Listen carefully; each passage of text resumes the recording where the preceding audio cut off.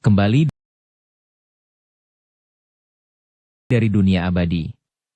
Audiobook, novel silat. Episode 93. Tiba-tiba nama Han King Wu muncul di benak Tang Xiu, bersama dengan bayangan orang lain yang sangat mirip dengannya. Mungkinkah dia? Meskipun mereka memiliki banyak kesamaan, tapi itu mungkin hanya kebetulan. Bagaimanapun, Han King Wu hanyalah orang biasa. Mereka adalah dua orang yang berbeda. Yang satu berada di dunia abadi, sedangkan yang satu lagi berada di bumi. Bahkan jika dia bereinkarnasi, atau jiwanya dipindahkan, kemungkinan dia bisa bereinkarnasi di bumi hanya 1/1.000.000. Terlebih lagi, meskipun kultivasinya tidak setinggi dirinya saat itu, mungkin hanya ada beberapa orang yang lebih kuat darinya di dunia abadi. Siapa yang bisa membunuhnya? Siapa yang bisa memaksanya untuk tidak punya pilihan selain bereinkarnasi atau memindahkan jiwanya? Di dalam hatinya, Tang Xiu merasa gelisah saat dua wajah yang sangat mirip itu muncul dalam benaknya. Saat dia berbalik untuk melihat Kang Xia tampak linglung dan tampak tenggelam dalam pikirannya. Apa yang sedang kamu pikirkan? Kang Xia tersadar dari lamunannya dan tampak sedikit malu saat menjawab. Aku bertanya-tanya tentang anak yang akan kita miliki di masa depan. Apakah anak itu laki-laki atau perempuan? Jika laki-laki, dia pasti sepertimu. Namun, jika perempuan, dia pasti mirip denganku.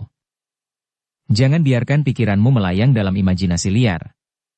Tang Xiu berkata sambil tersenyum. Sekarang bukan saat yang tepat bagi kita untuk punya anak. Tunggu saja, kita akan membicarakannya lagi nanti. Kang Xia mengangguk dalam diam, tampak malu-malu. Aku mengantuk, kata Kang Xia tiba-tiba. Tatapan Tang Xiu jatuh pada leher putihnya, lalu menyapu tulang selangkah sensualnya. Api menyala di dalam hatinya saat dia mengulurkan tangannya untuk memegang bahunya yang harum. Sambil menuntunnya menuju kamar, dia tertawa.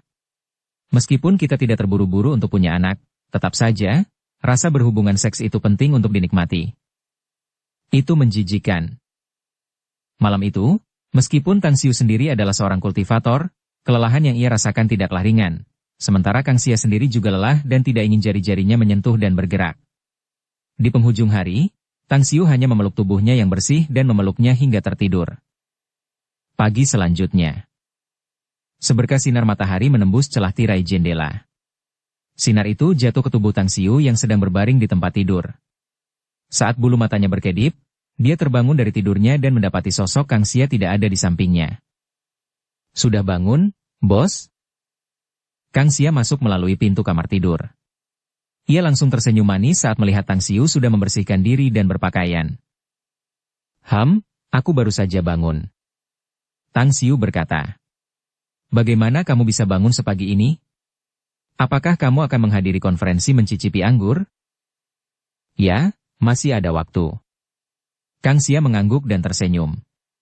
Aku ingin membuatkan sarapan untukmu, tetapi aku tidak menemukan apapun di lemari es. Jadi, aku pergi keluar untuk membelinya. Ah, benar juga. Ada seseorang yang menunggumu di luar villa. Dia tampaknya telah menunggumu semalaman. Tang Xiu menatap kosong sejenak. Dia tampak bingung lalu berkata.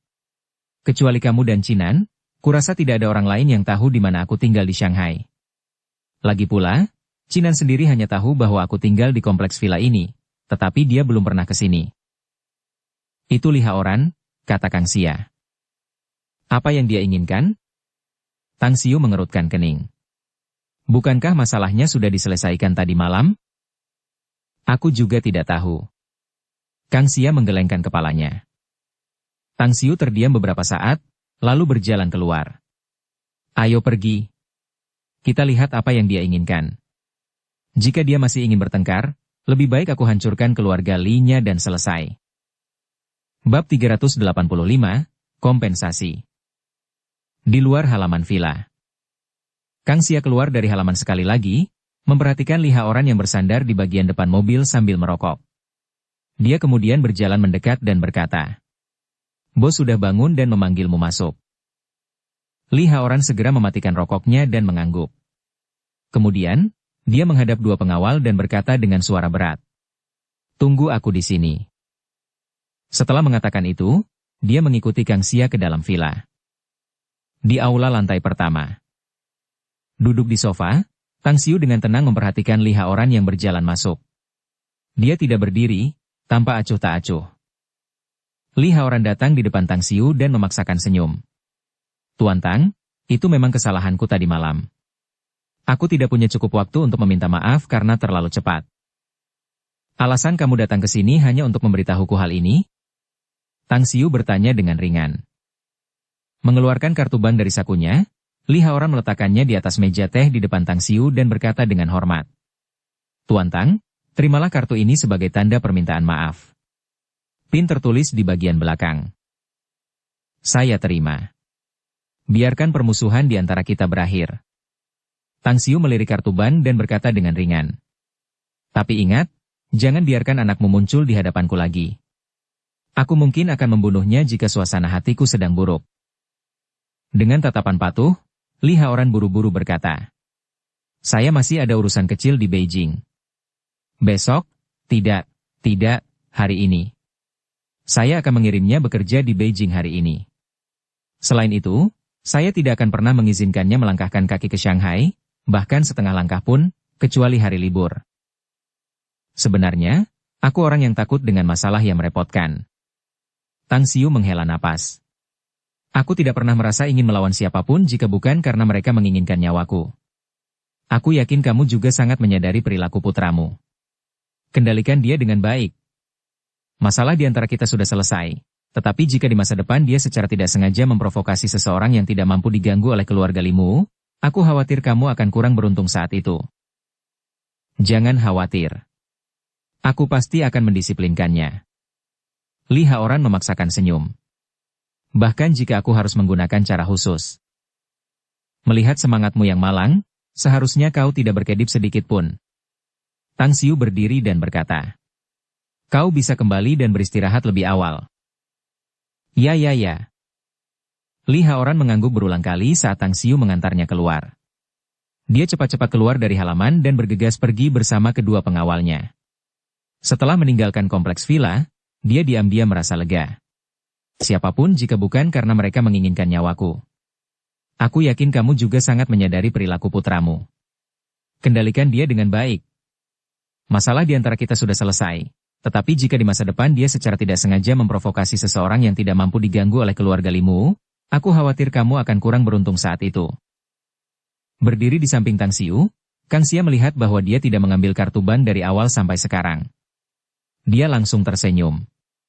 Bos, tanda permintaan maaf ini seharusnya cukup banyak, kan? Kurasa seharusnya ada 1 juta yuan atau lebih di dalamnya. 1 juta? Tang Xiu tidak bisa menahan diri untuk tidak memutar matanya. Jika hanya 1 juta, itu berarti Li Haoran benar-benar meremehkannya. Saat itu di Hong Kong, kompensasi yang dibayarkan oleh beberapa keluarga itu 100 kali lebih banyak. Periksa kartu itu untuk melihat berapa banyak uang di dalamnya. Gunakan untuk mengembangkan Magnificent Tang Corp kita. Meskipun aku cukup miskin sekarang, itu tetap saja uang. Kau miskin? Jika kau miskin, maka aku pengemis. Kang Xia tak dapat menahan tawa. Pokoknya, simpan saja. Magnificent Tang Corp kita tidak kekurangan sedikit pun. Apakah kamu belum memeriksa jumlah uang di sana? Tang Xiu berkata sambil tersenyum. Setelah ragu sejenak, Kang Xia lalu mengangguk. Baiklah, aku akan memeriksanya. 2 menit kemudian, Kang Xia melihat nomor yang tertera di sistem perbankan ponselnya. Saat dia memeriksanya 2 kali dengan perlahan dan hati-hati, ekspresi terkejut muncul di wajahnya yang sangat cantik, tangannya menutupi mulutnya. Ada apa? Berapa banyak uang yang ada, sampai-sampai membuatmu takut seperti ini? Tang Xiu tersenyum.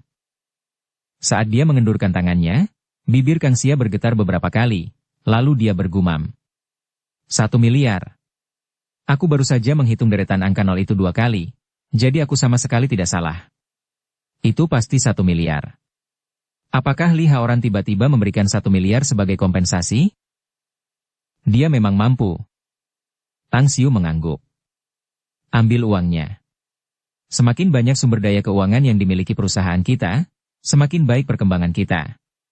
Kudengar grup perusahaan kita tersebar di seluruh negeri. Tapi apakah itu berarti apa-apa? Ketika kita mampu memasuki pasar internasional, barulah kita bisa dianggap sebagai perusahaan besar. Sambil menahan ekspresi terkejutnya, senyum cemerlang muncul di wajah Kang Xia yang sangat cantik. Dia kemudian duduk di sebelah Tang Xiu, memegang lehernya, dan mencium wajahnya dengan penuh gairah.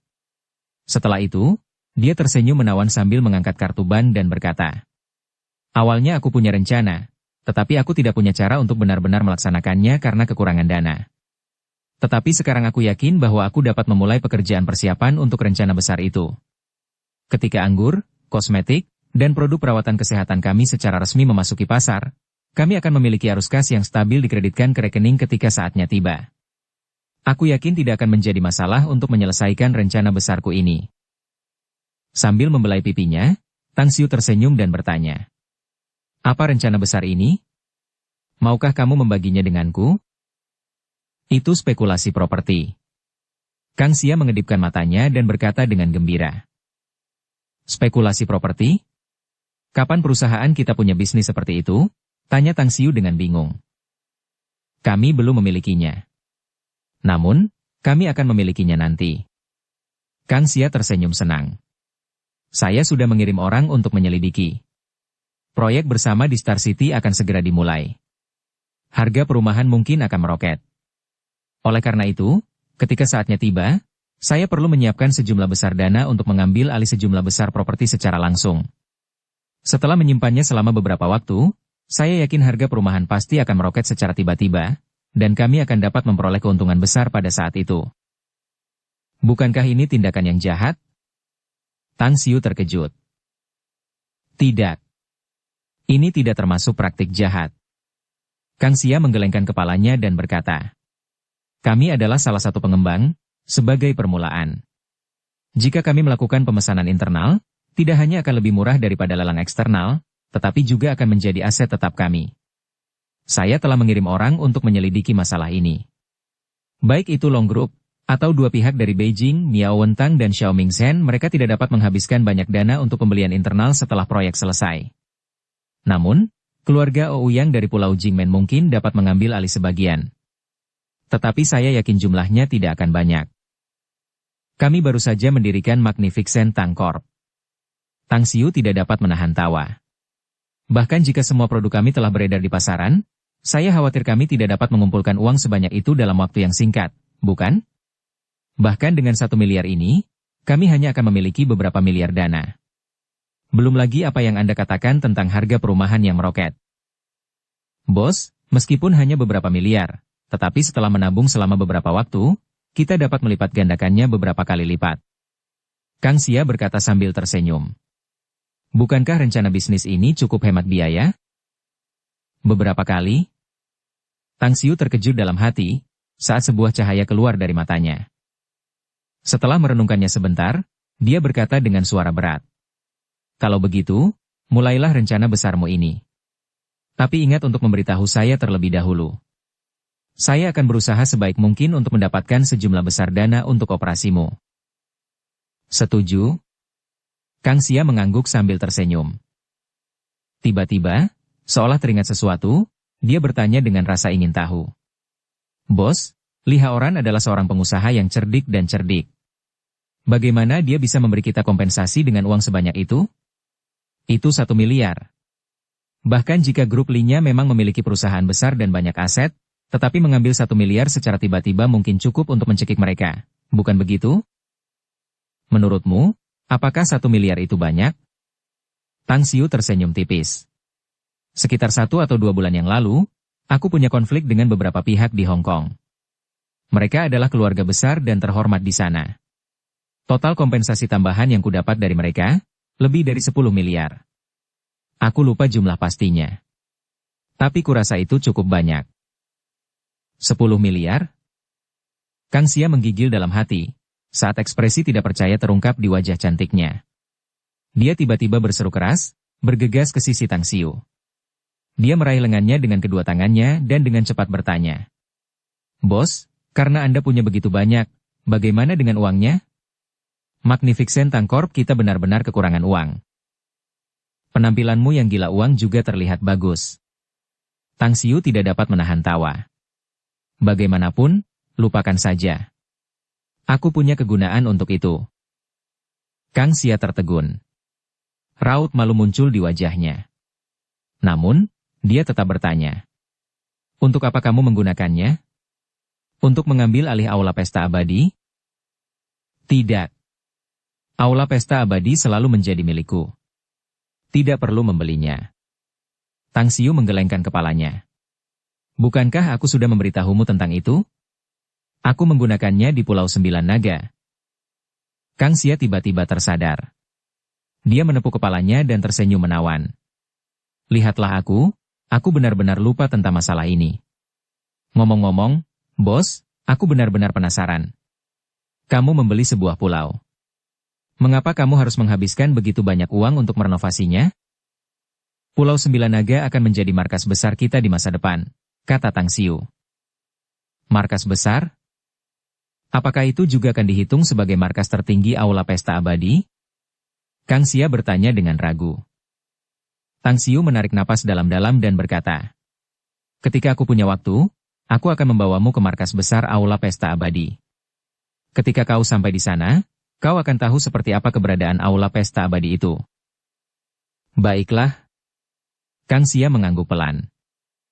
Setelah sarapan, Tang Xiu tidak pergi ke konferensi mencicipi anggur bersama Kang Xia. Sebaliknya, ia pergi ke kampus. Meskipun kelas atau pelatihan militer belum dimulai, ia tetap memutuskan untuk pergi ke sana. Ia akan memanfaatkan waktu saat semua orang menghadiri pelatihan militer untuk membuat cincin spasial. Sekarang semuanya sudah siap untuk mulai dibuat. Dia hanya perlu menunggu angin timur. Dan waktu yang tepat adalah sekarang. Sembari berjalan-jalan di sekitar kampus, melihat para pemuda dan pemudi memancarkan aura awet muda saat mereka datang dan pergi, Tang Xiu seakan terjangkit oleh aura tersebut. Suasana hatinya jelas berubah menjadi baik. Suara klakson mobil terdengar dari belakang. Tang Xiu menoleh dan melihat BMW milik Yu yang perlahan mengikutinya. Kakak Tang, kau sudah kembali. Kami baru saja membicarakanmu.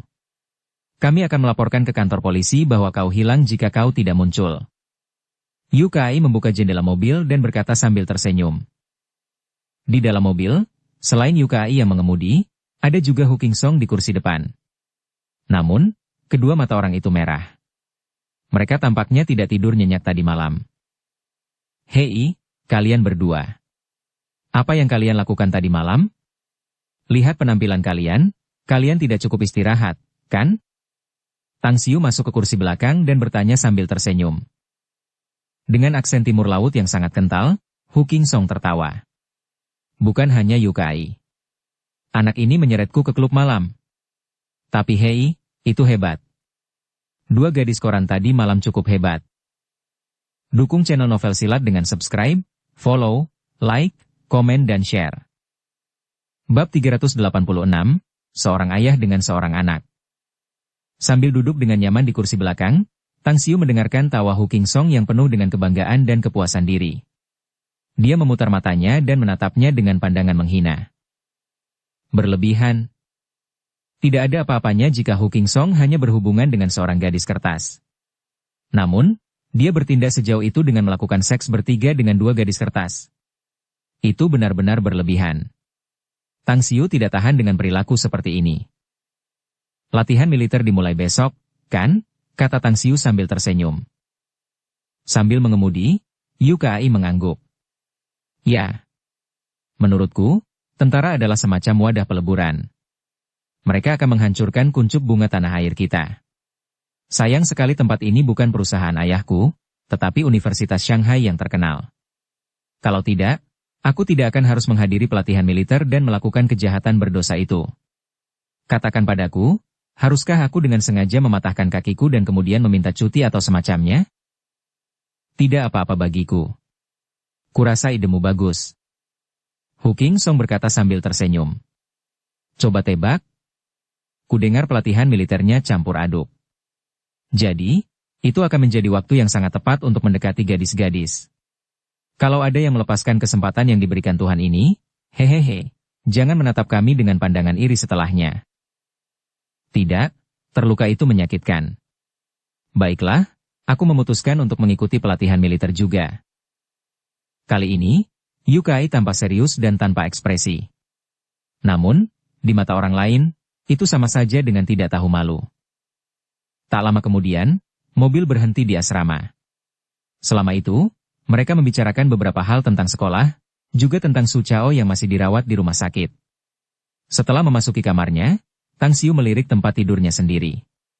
Ia kemudian berjongkok di depan meja, melihat ke bawah, dan mengambil beberapa buku pelajaran. Ia membalik-baliknya sebentar lalu memutuskan untuk membawanya kembali. Masih ada waktu luang, jadi masih ada waktu yang cukup untuk meninjau. Segunung buku. Tidak ada jalan pintas untuk mencapai ukuran, dan tidak ada akhir untuk belajar dan bekerja. Belajar. Menghasilkan uang. Bercocok tanam. Itulah jalan yang telah ia tetapkan untuk dirinya sendiri. Menyia-nyiakan waktu sama saja dengan menyia-nyiakan hidup baginya. Tiba-tiba, Hu Qingsong menoleh ke arah Tang Xiu dan bertanya. Perkumpulan besar di kampus kita saat ini sedang merekrut orang baru. Kakak Tang, kamu akan bergabung dengan perkumpulan yang mana? Masyarakat? Tang Xiu sedikit terkejut sejenak, lalu menggelengkan kepalanya dan berkata. Aku tidak tertarik bergabung dengan perkumpulan manapun. Aku mungkin juga mempelajari lebih banyak hal jika aku punya waktu.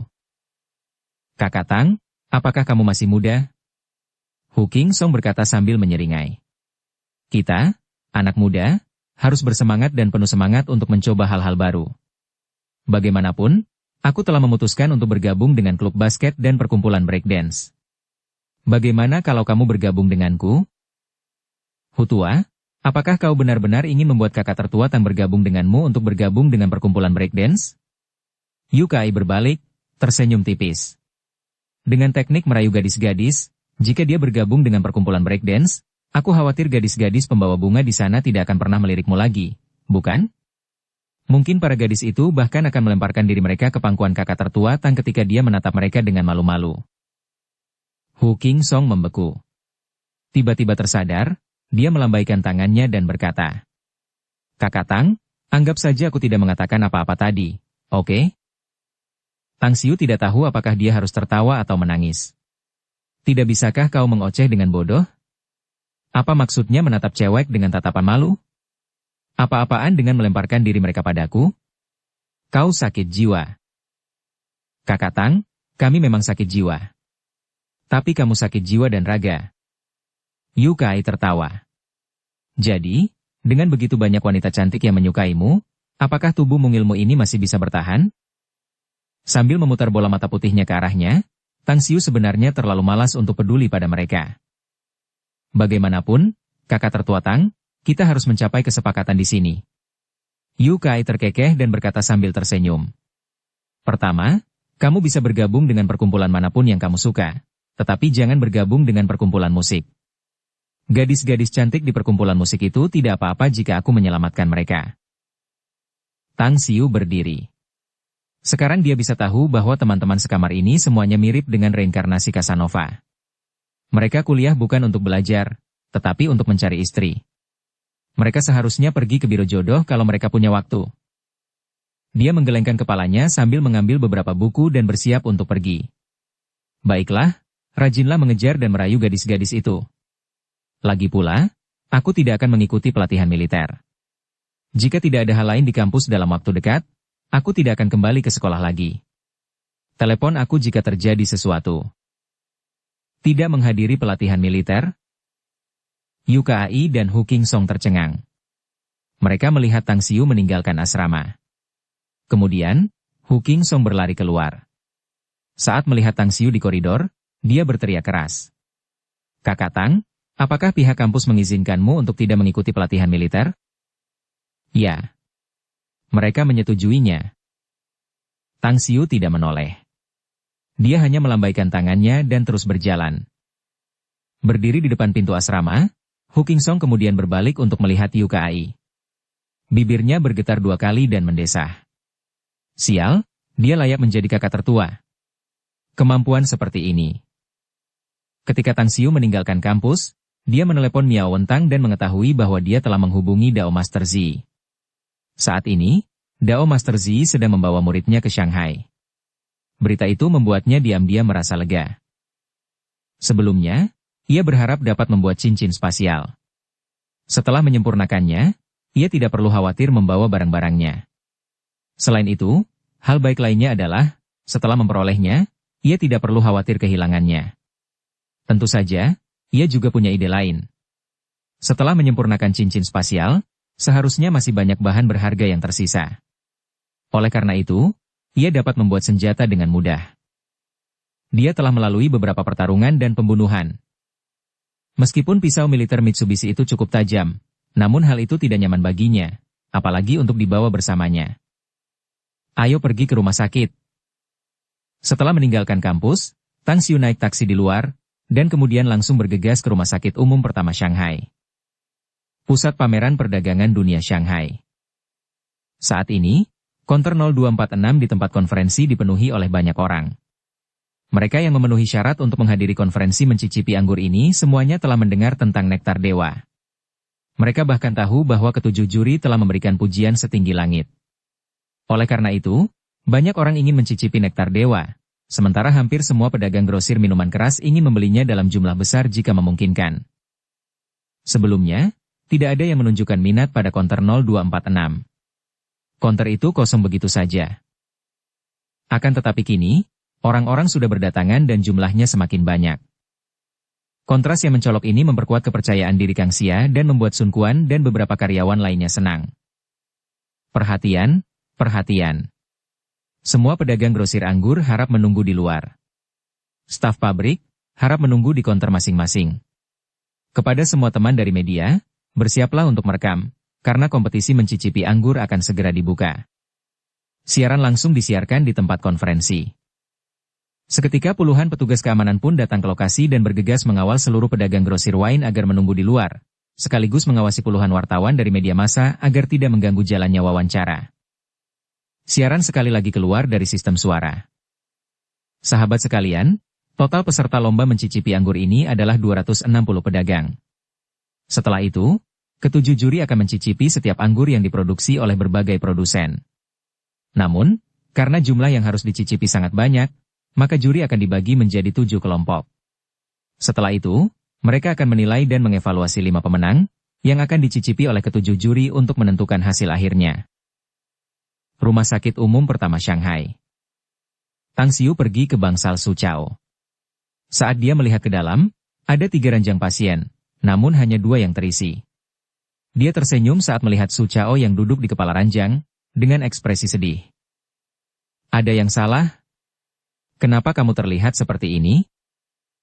Sambil berjalan mendekat, Tang Xiu bertanya sambil tersenyum. Su Chao mendongak. Ia seperti melihat seorang penyelamat saat menatap Tang Xiu. Namun, ia ragu-ragu saat hendak membuka mulut. Akhirnya, ia menundukkan kepalanya lagi dan menggelengkan kepalanya tanpa suara. Tang Xiu lalu menyingkirkan buah-buahan yang dibawanya ke samping. Sambil duduk di tempat tidur yang kosong, dia berkata sambil tersenyum. Su Chao, kita teman sekelas. Selain itu, kamu juga teman sekamarku. Katakan padaku jika kamu punya masalah. Aku tidak akan pernah menolak jika aku bisa membantu. Bibir Su Chao bergetar beberapa kali. Dengan ekspresi ragu-ragu, dia menatap Tang Xiu dan bertanya. Apakah kamu punya uang? Sedikit. Tang Xiu menjawab sambil tersenyum. Kalau begitu, bisakah kau meminjamiku uang? Su Chao buru-buru berkata. Tang Xiu, jangan salah paham. Aku tahu ini baru kedua kalinya kita bertemu, dan tidak pantas bagiku meminjam uang darimu. Tapi aku kehabisan pilihan. Jika aku tidak bisa meminjam uang, istriku dan anakku tidak akan bisa makan. Istri dan anakmu? Tang Xiu berkedip, lalu berkata dengan nada aneh. Maksudmu? Kamu tidak hanya punya istri, kamu juga punya anak? Ya. Istriku adalah teman sekelasku di SMA. Su Chao mengangguk dan memaksakan senyum kecut. Kami melangsungkan pernikahan tepat setelah lulus SMA. Meskipun kami belum mengesahkan pernikahan kami, anakku sudah berusia hampir 1,5 tahun sekarang. Awalnya, dengan kondisi keluargaku, aku tidak akan bisa datang ke Shanghai untuk belajar. Namun, istriku memaksaku. Selain itu, dia mengatakan kepadaku bahwa jika aku tidak berhasil di universitas, Dia akan membawa anakku ke tempat yang jauh, dan tidak akan pernah melihatku lagi.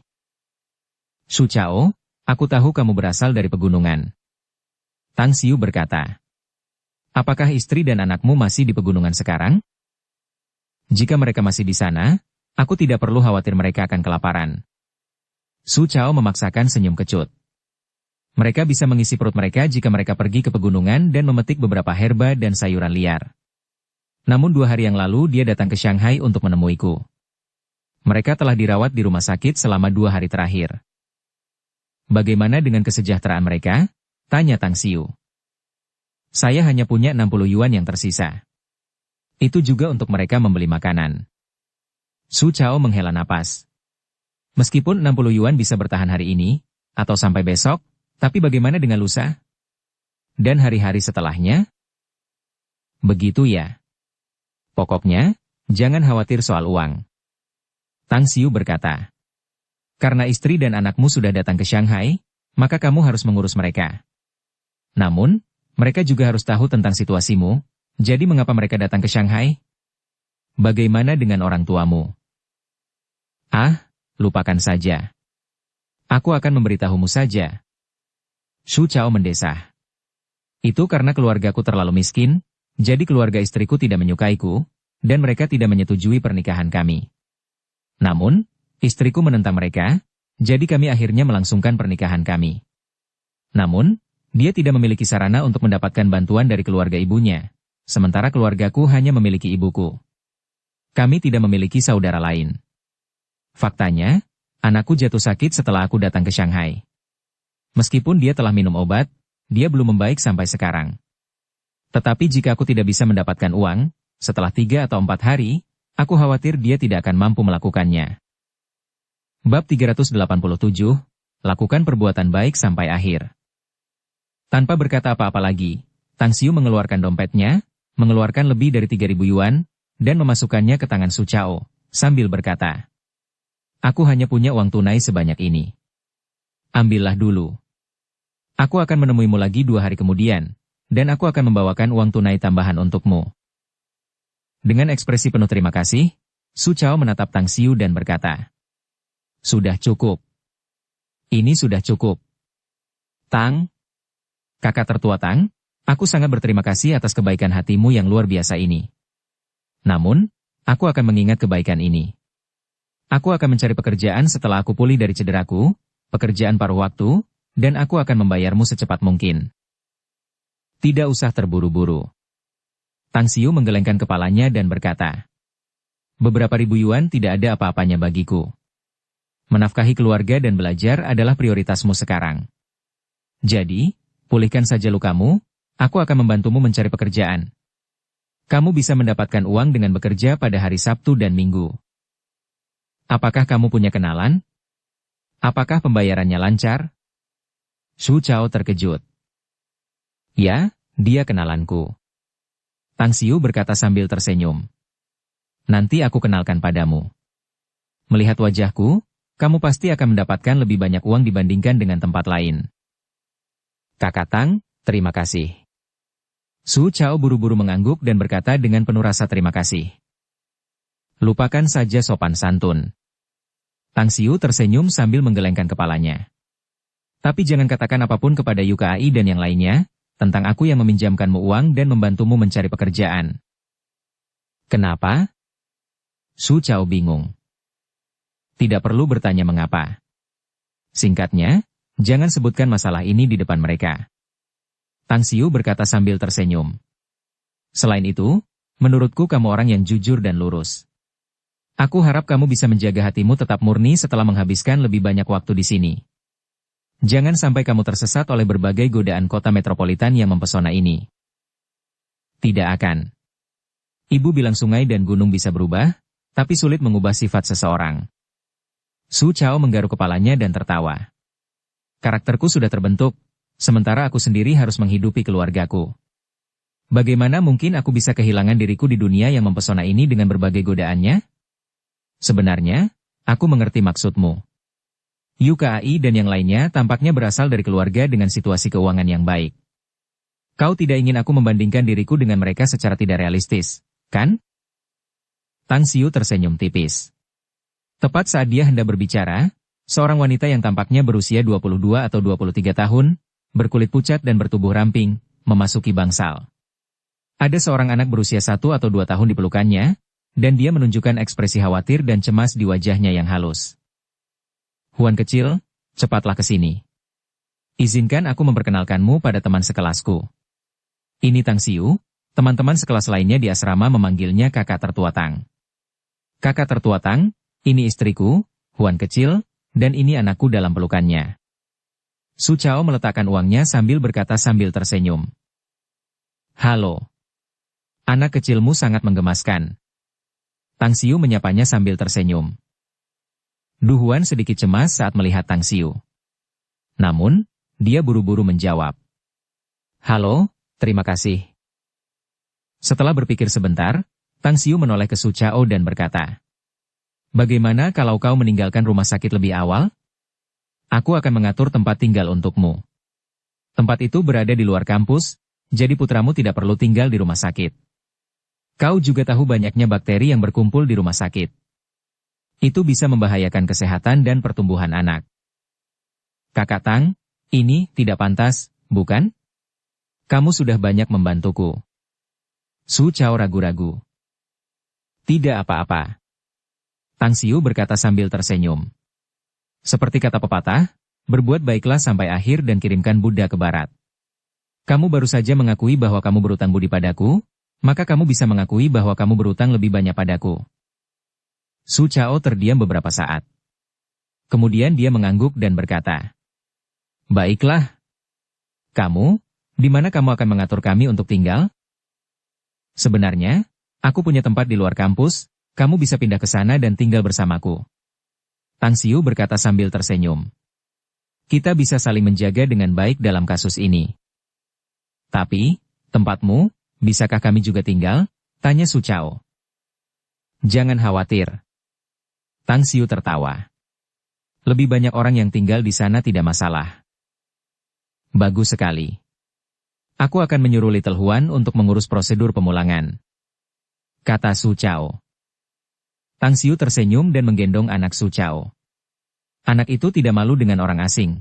Sebaliknya, dia tersenyum pada Tang Xiu. Namun, tubuhnya agak panas, yang membuat ekspresi Tang Xiu sedikit berubah. Su Chao, tunggu di sini sebentar. Aku akan menemui dokter untuk memeriksa suhu tubuhnya. Kita harus merawat penyakit anak ini dengan baik sebelum kita pergi. Setelah mengatakan itu, Tang Xiu memeluk anak itu dan meninggalkan bangsal. Di luar, ia memanggil seorang perawat untuk membantu memeriksa suhu tubuh anak itu. Ternyata ia hanya mengalami demam rendah dan perawat menyarankan untuk menurunkannya dengan pendinginan eksternal. Sebenarnya, Tang Xiu sendiri mengerti kedokteran dan tahu betul tentang kondisi anak itu. Ia hanya melakukan ini untuk membuat Su Chao merasa lega. Setengah jam kemudian, Tang Xiu membawa 2 barang bawaan besar di satu tangan sementara tangan lainnya menopang Su Chao, menuntun Du Huan dan putra mereka meninggalkan rumah sakit. Ia kemudian mencegat taksi di luar dan segera pergi ke kompleks Villa Blue Star. Adapun alasan mengapa dia membawa keluarga Su Chao untuk tinggal bersamanya di kompleks Villa Blue Star. Pertama, karena dia ingin membantu mereka. Kedua, dia juga ingin mereka membantu mengurus villa. Paling tidak, akan ada seseorang yang membersihkan setiap hari, menjaga semuanya tetap teratur, atau membeli beberapa bahan makanan. Konon, anak-anak yang berasal dari keluarga miskin mengelola rumah tangga mereka sejak usia dini. Ia yakin Su Chao atau Du Huan juga bisa memasak. Selain itu, ia sebenarnya sudah memikirkannya. Bahkan jika ia kuliah di Universitas Shanghai, ia mungkin akan sering pergi dan menyibukkan diri dengan hal lain, sehingga villa itu kosong. Namun, mudah juga untuk mengungkap bahwa dia kaya dalam kasus ini. Di pintu masuk kompleks Villa Blue Star. Setelah membayar ongkos taksi, Tang Xiu membantu Su Chao keluar. Setelah itu, ia mengambil barang bawaan di bagasi dan melambaikan tangan kepada seorang petugas keamanan. Halo, bisakah kamu mengantar kami? Tanya Tang Xiu. Petugas keamanan itu terkejut saat melihat keluarga Su Chao yang beranggotakan 3 orang. Ia lalu berkata sambil tersenyum. Tidak masalah. Mohon tunggu sebentar, Tuan Tang. Saya akan segera memanggil patroli. Terima kasih. Tang Xiu mengeluarkan bungkus rokok. Karena dia merasa belum membuka segelnya, dia langsung memasukkannya ke tangan petugas keamanan. Saat itu, Su Chao sedikit terkejut.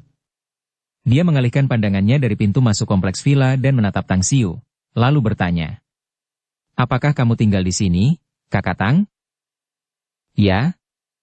Tang Xiu menjawab sambil tersenyum. Meskipun membuka mulutnya, Su Chao tidak mengatakan apapun. Su Chao, ini hanyalah masalah materi. Jangan terlalu peduli tentang itu. Tang Xiu berkata sambil tersenyum. Lagi pula, kurasa kau salah paham. Kau seharusnya sudah menduga bahwa aku adalah orang kaya baru generasi kedua, kan? Sebenarnya, bukan. Semua yang kumiliki, sebagian besar diperoleh dengan tanganku sendiri. Aku mengerti. Su Chao mengangguk.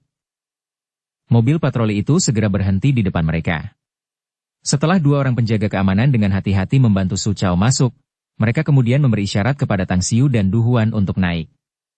Tanpa banyak usaha, mereka tiba di gerbang depan villa tempat Tang Xiu tinggal. Setelah mengucapkan terima kasih, Tang Xiu melihat mobil patroli itu pergi dan membuka gerbang depan. Ia lalu menuntun keluarga Su Chao yang terdiri dari 3 orang ke halaman villa. Ibu Suci, ini benar-benar mengesankan dan bergaya. Du Huan tampak sedikit bersemangat.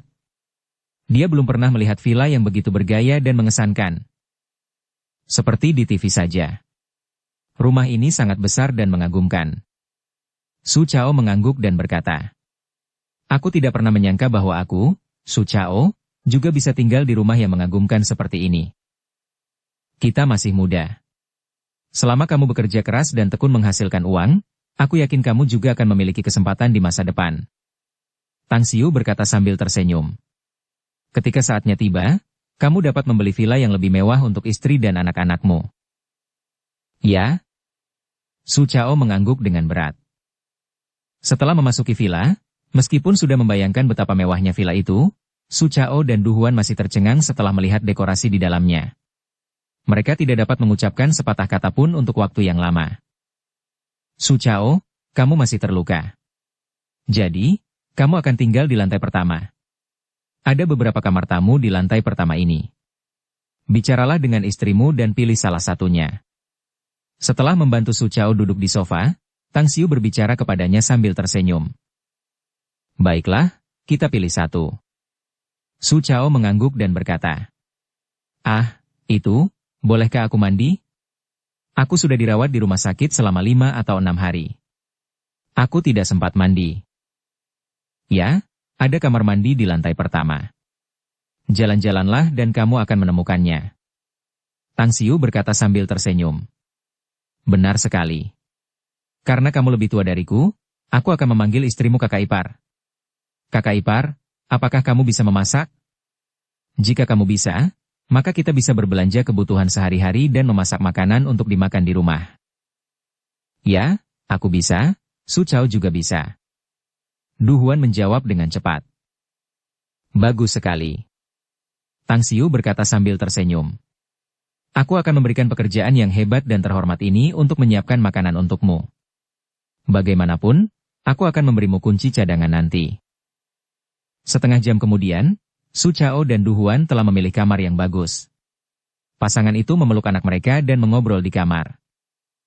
Huan kecil, ambillah ini. Harganya beberapa ribu yuan. Du Huan menatap kosong sejenak, lalu bertanya dengan heran. Suamiku, dari mana kamu mendapatkan uang itu? Aku meminjamnya dari Tang Xiu, kata Su Chao. Kami tidak punya uang, dan sekarang kami meminjam darinya. Du Huan ragu-ragu sebelum menerima uang itu dan berkata, kita harus bekerja keras di masa depan dan membayarnya kembali. Belum lagi dia mengizinkan kita tinggal di rumahnya. Kita harus mengingat kebaikan ini. Kita harus membayarnya kembali di masa depan. Aku tahu. Tang Xiu adalah orang baik dan telah berbuat baik kepada kita. Su Chao mengangguk dan berkata, kita akan berbuat baik kepadanya nanti. Baiklah. Di dalam ruang belajar di lantai 2. Tang Xiu mengambil 2 kunci. Salah satunya adalah kunci villa yang diberikannya kepada pasangan itu, dan yang satunya lagi adalah kunci villa lainnya di Shanghai. Itu karena dia harus memiliki tempat untuk merawat murid Dao Master Z. Itu tidak menjadi masalah sebelum Su Chao dan istrinya datang untuk tinggal di tempat ini. Namun karena sekarang ada orang luar, dia hanya bisa memilih tempat lain. Setelah berkemas, Tang Xiu kemudian menghubungi nomor ponsel yang pernah diberikan Ji Qimei kepadanya. Dia setuju untuk menemuinya di aula pesta abadi. Setelah menyapa Su Chao dan Du Huan, Tang Xiu kemudian langsung meninggalkan rumah. Ada banyak mantra sihir dan kemampuan ilahi yang tidak dapat digunakannya karena keterbatasan kultivasinya. Selain itu, dia juga tidak tahu situasi spesifik yang dialami murid Dao Master Z. Oleh karena itu, dia memanggil Ji Qimei demi keselamatannya. Aku akan menunggu saja. Saat waktunya tiba, aku bisa menggunakan banyak mantra sihir asalkan kultivasiku cukup tinggi. Meskipun aku tidak bisa menggunakan beberapa mantra karena Star Force dalam diriku tidak mampu mendukungnya, itu masih lebih baik daripada tidak sama sekali. Bab 388, Racun Gu Jantung Otak. Pusat Pameran Perdagangan Dunia Shanghai. Reporter media mengikuti ketujuh juri yang berhenti di depan meja kasir, mencicipi berbagai merek anggur. Meskipun demikian, karena banyaknya anggur, mereka hanya menyesap anggur agar tidak mabuk dan kemudian memberikan penilaian mereka. Waktu berlalu dengan cepat. Dikelilingi oleh kerumunan, Dukun datang ke konter 0246. Dia melihat Kang Xia, yang membuka tutup botol nektar dewa dan menuangkan secangkir.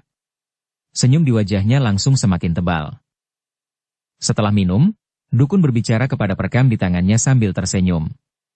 Penilaianku sama seperti sebelumnya. Anggur ini seharusnya hanya ditemukan di surga, dan hanya sedikit orang yang dapat mencicipinya di dunia manusia. Jika harga nektar dewa ini tidak dipatok dengan harga setinggi itu, aku akan sangat khawatir dengan bisnis anggur lainnya di Tiongkok. Kalau boleh jujur, aku ingin memberitahu semua orang bahwa anggur ini benar-benar minuman yang enak, tetapi, kalian harus membelinya setelah melihat isi kantong kalian. Jika kalian tidak punya uang, meskipun anggur ini adalah makanan lezat di dunia, kalian tidak boleh terlalu suka meminumnya. Setelah mengatakan itu, dia menoleh ke Kang Xia dan berkata sambil tersenyum. Ketua Kang, aku suka nektar dewa ini dan sangat optimis tentangnya. Jika nanti kamu punya masalah di area ini, kamu bisa menemuiku. Aku akan membantumu menyelesaikannya. Terima kasih. Kang Xia membungkuk sedikit dan menjawab sambil tersenyum. Para wartawan media menjadi bersemangat dengan pernyataan Dukun. Kali ini, mereka menceritakan kembali kata-kata Dukun tanpa melewatkan sepatah kata pun dengan ekspresi gembira dan menyampaikannya kembali ke markas mereka secepat yang mereka bisa. Di luar lokasi, 7 layar besar di atas menyiarkan adegan ini. Sejumlah besar pedagang minuman keras melihatnya, dan banyak orang merekam adegan tersebut menggunakan ponsel mereka. Untuk menyaksikan dan mengenang kesuksesan nektar dewa hari ini. Banyak orang kini mulai menanyakan perincian tentang Magnificent Tang Corp, berharap bahwa mereka dapat mengenali para eksekutif perusahaan dan memenangkan mereka dengan cara memberikan uang, berusaha untuk membeli nektar dewa dalam jumlah besar untuk menghasilkan banyak uang darinya. Shanghai, Kompleks Villa Southfield. Setelah membaca alamatnya, Tang Xiu datang dengan mobil. Ada 4 mobil di garasi, dan dia membiarkan Kang Xia mengendarai satu mobil. Namun, ini adalah pertama kalinya dia menggunakan mobil. Setelah melapor ke gerbang utama, ia tiba di villa tersebut. Setelah masuk, ia mendapati bahwa, meskipun villa ini sedikit lebih kumuh dibandingkan dengan villa di kompleks Villa Blue Star, villa ini juga merupakan villa mewah dan berkelas. Setelah memarkir mobil, Tang Xiu mengeluarkan sebuah koper kulit hitam dari bagasi. Ia meletakkan biji-biji berharga untuk membuat cincin spasial di dalamnya. Beberapa di antaranya adalah bahan-bahan utama, batu retak void, fluorit musim dingin, dan batu pecahan bintang sementara Tang Xiu juga telah membeli beberapa bahan tambahan lainnya. Akan tetapi, ada terlalu banyak barang yang harus dibawa, dan ia tidak membawa semuanya dari Star City. Namun karena barang-barang itu mudah dibeli, ia memutuskan untuk membeli beberapa lagi sebelum ia mulai membuat cincin spasial. Tak lama kemudian, Ji Qimei menyusul.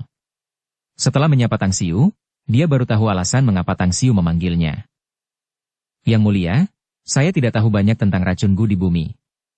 Namun, saya yakin tidak ada racun Gu di dunia ini yang tidak dapat saya kendalikan. Jadi, Anda dapat yakin bahwa saya akan melakukan yang terbaik. Kata Ji Qimei dengan hormat.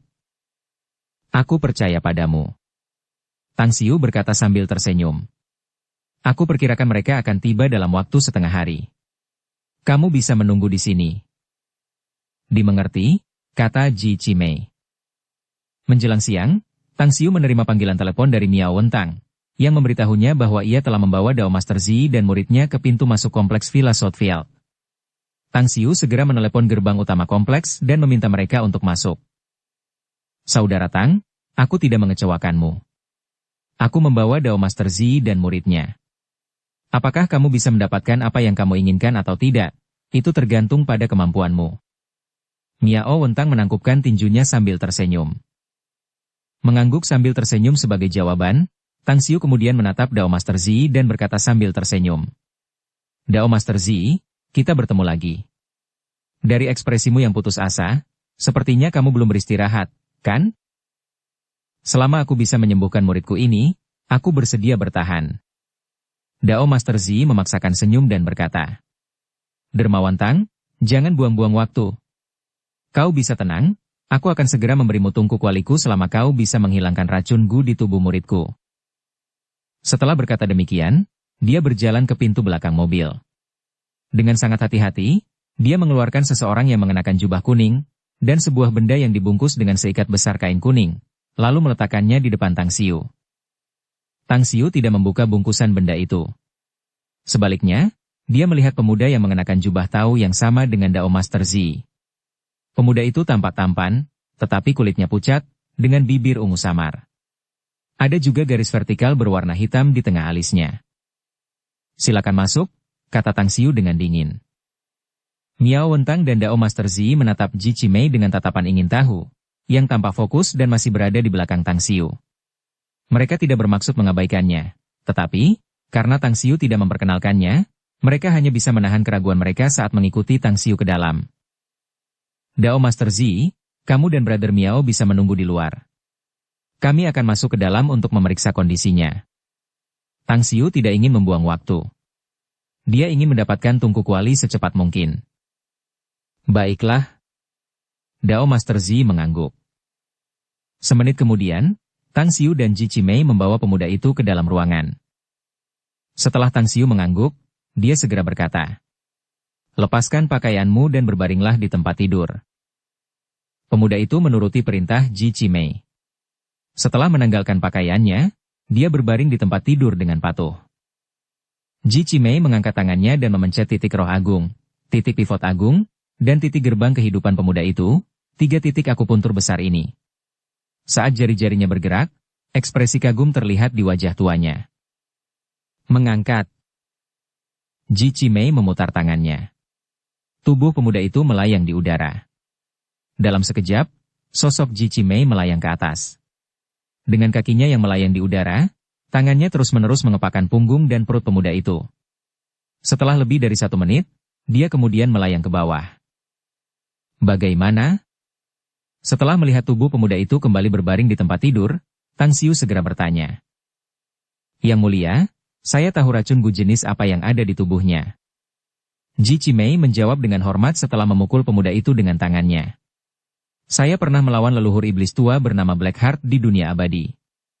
Dia ahli dalam semua jenis racun gu.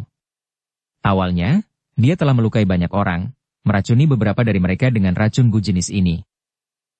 Apa sebenarnya itu? Tang Xiu bertanya dengan rasa ingin tahu. Itu adalah gu otak hati, racun gu yang sangat ganas. Ji Cimei menjawab dengan sangat serius. Racun gu jenis ini dapat melepaskan racun yang tidak hanya mencabut akar kehidupan dan benang takdir bintang seseorang, tetapi juga menghubungkan area otak dan jantungnya. Begitu akar benang bintang ini putus, korban yang ditanami racun itu akan langsung mati. Selain itu, racun gu jenis ini melepaskan racunnya dari waktu ke waktu dan akan mengikis saripati darah orang tersebut, menggerogoti sumsum tulangnya. Namun, orang yang menggunakan racun gu ini memiliki kemampuan yang buruk.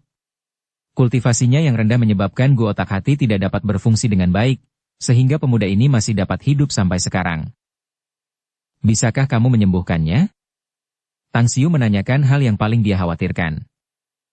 Aku bisa. Tapi aku butuh beberapa hal. Ji Cimei mengangguk. Hal-hal seperti apa? Tanya Tang Xiu. Simbol krep Myrtle Kindle. Apakah kamu sudah mempertimbangkan apakah aku bisa membuat simbol kuno ini?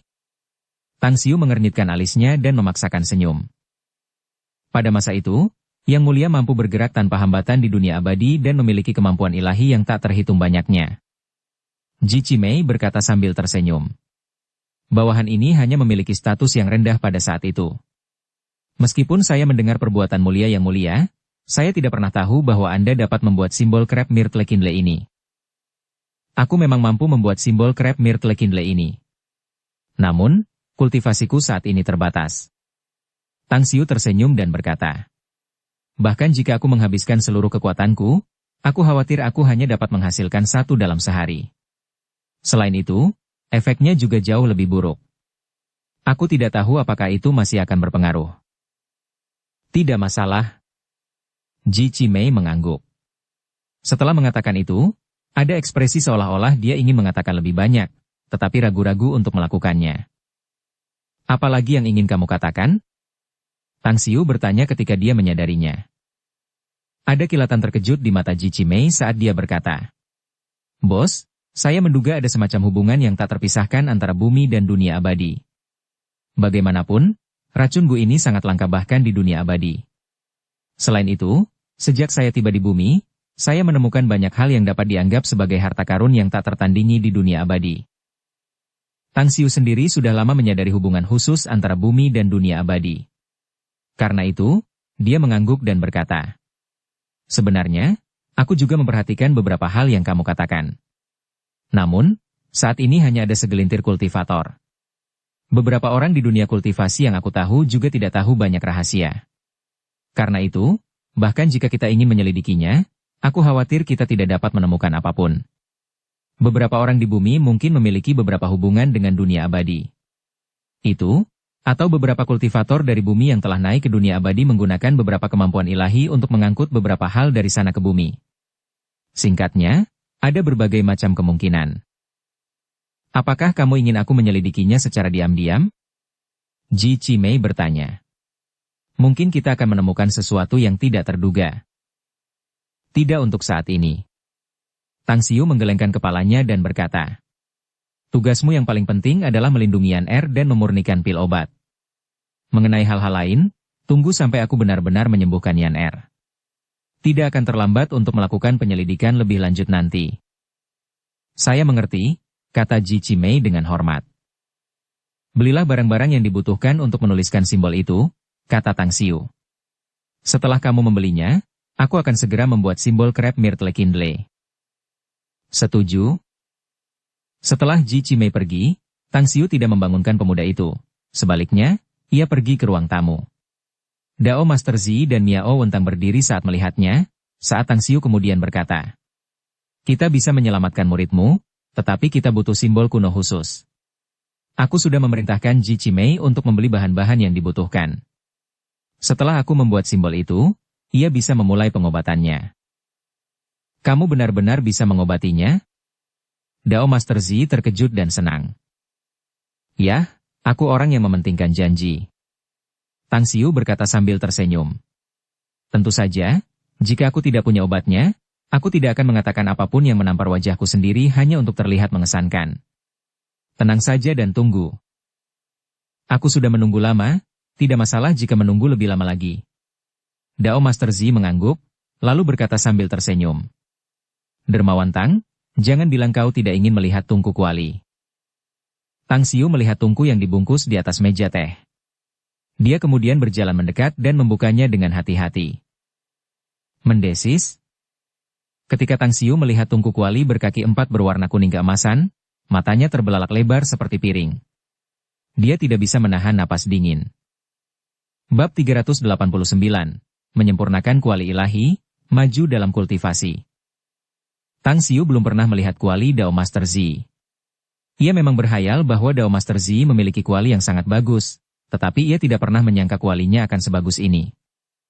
Pada hari-hari ketika dia berada di dunia abadi, dia juga memiliki kuali abadi kelas atas. Dia menggunakan kuali itu untuk membuat senjata dan meramu pil, yang dianggap sebagai alat abadi dan pil abadi kelas atas. Akan tetapi, hanya dari tampilan luarnya saja, dan juga dari kilauan cahaya keemasan yang sulit dilihat dengan mata telanjang, dia menilai bahwa kuali ini tidak jauh lebih rendah daripada kuali abadi kelas atas yang pernah digunakannya. Dermawan Tang, apakah kuali ini bagus? Dulu, aku mempertaruhkan nyawaku untuk masuk ke tempat mistis. Selain buku petunjuk, hanya ada kuali berkaki 4 ini.